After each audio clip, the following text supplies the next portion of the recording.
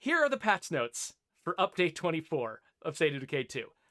First off, recruiting from neutral and friendly enclaves. New recruits are the lifeblood of any community, but they can sometimes be hard to find, at least until today. Starting now, every non-hostile ambient enclave offers you the option to recruit. This means as long as they're not shooting at you, and they're not busy with their own problems, embroiled in an ongoing mission arc, you can recruit from among their ranks. Allied enclaves still allow you to recruit for free, as they always have. Friendly enclaves now allow you to recruit for 750 influence. Neutral enclaves now allow you to recruit for 1,500 influence. So now, if you need recruits, the simplest way to get them is to use the radio to contact a new enclave, meet up with them, and then spend the influence to recruit from them that very minute.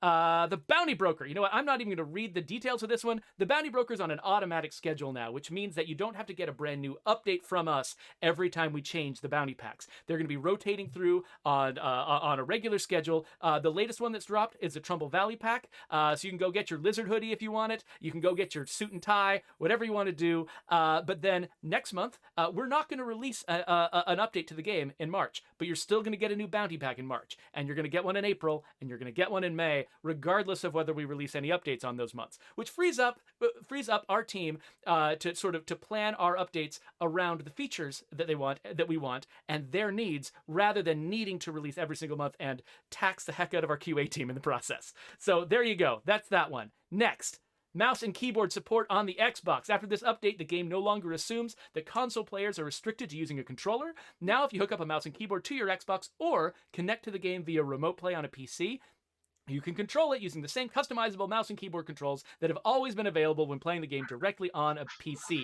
And thank you for all the wishlist requests. I link on the written version of the patch notes. I've linked like 7 of them. We just got wishlist requests for this like crazy. Thank you so much. We did it for you.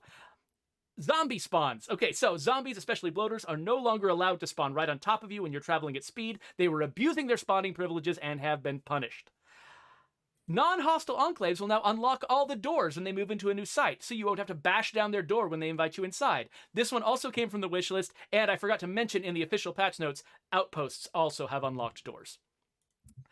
The Clio Accelerator and the Clio Tumbler have been upgraded to take their rightful place among all the other recently upgraded muzzle attachments. I won't read all the details. They're awesome. The Clio Accelerator turns any gun into the sniper version of that gun. The Tumbler turns it into the shotgun version of that gun.